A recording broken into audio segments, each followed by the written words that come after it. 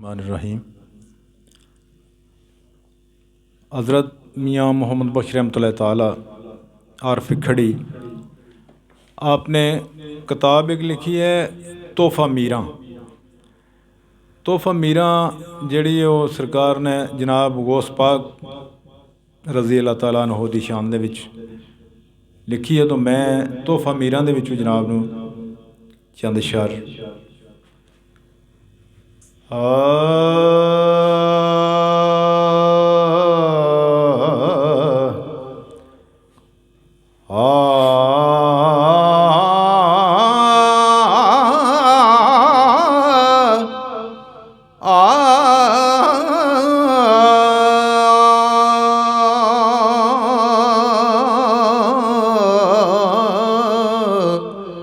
आप फरमांदे ने लखां शुक्र इलाही आखां पीर मेरा जिलानी।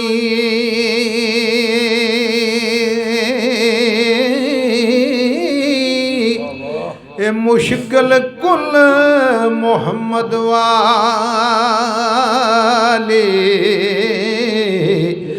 करसियो आसानी। ए दुआ जहान अंदर यारो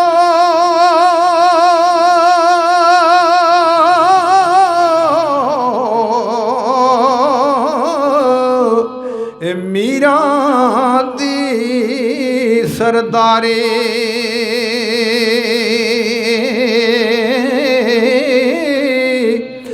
बेशक तोड़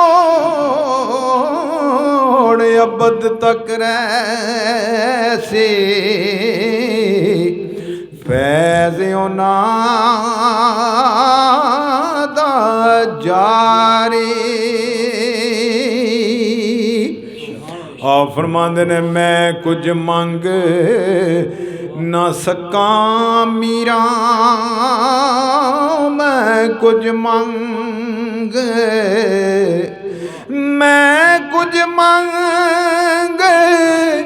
ना सकां मीरा।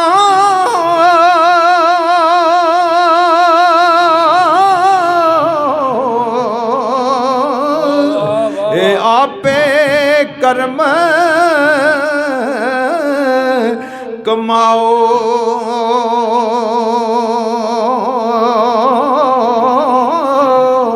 ए लायक शान अपनी दी मैनू खैर जनाब पाओ।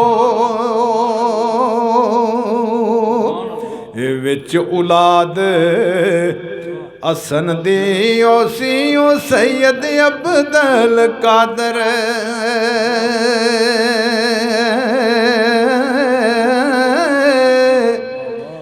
विच औलाद असन दी ओसी सैयद अब्दुल कादर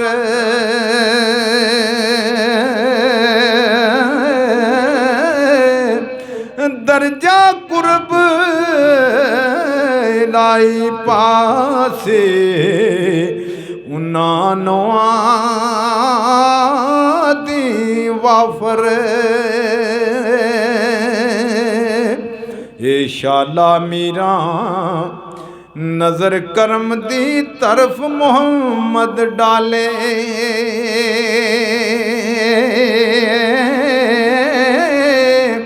और सिर मेरे ते पावे साया रोज क़यामत वाले। और फरमांदे ने तेरी विच जनाब मोहम्मद नित पुकारे अर्ज़ां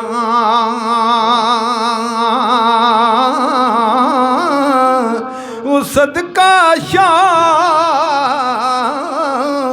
सन दा मीरा ए दूर करो सब मर्ज़ां सब उम्मत विच कीता तेरा अल्लाह शान उचेरा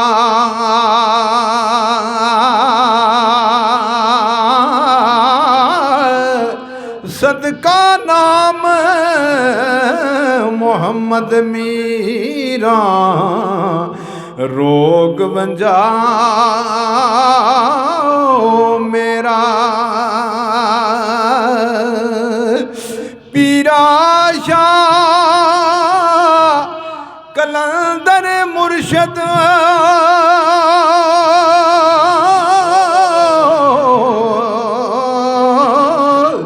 ए बग्गा शेर प्यारा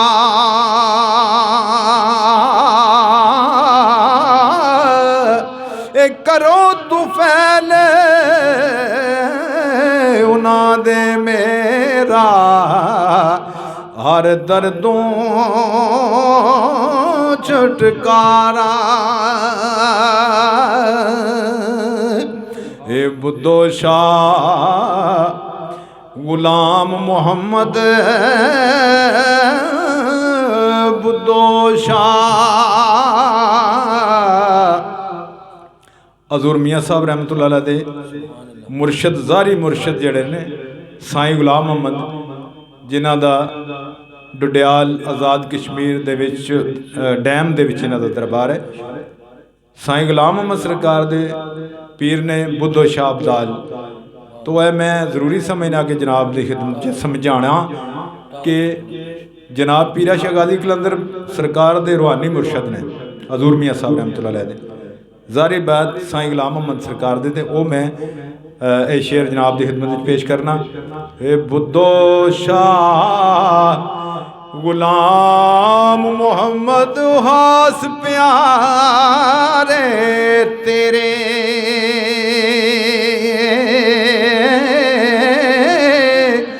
मैनू बख्श उन्हां दे पीछे ओ मरबी मेरे मैनू बख्श उन्हां दे पीछे ओ मरबी मेरे ए पीरा शाह कलंदर गाजी ओ दमड़ी वाला साईं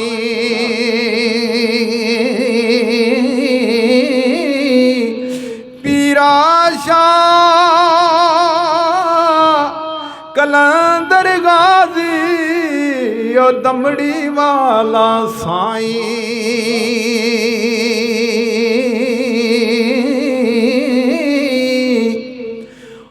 गौसल आज़म पीर पीरां दे मुश्किल हल कराई गौसल आज़म पीर पीरां दे ए मुश्किल हल कराई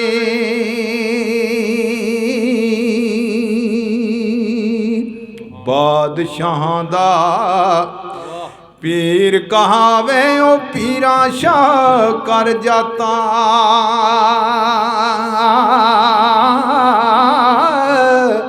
ये सैफुल मुल्क दा शेर है।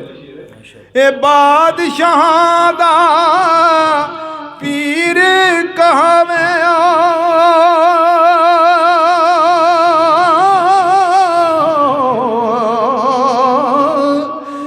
पीरा शाह कर जाता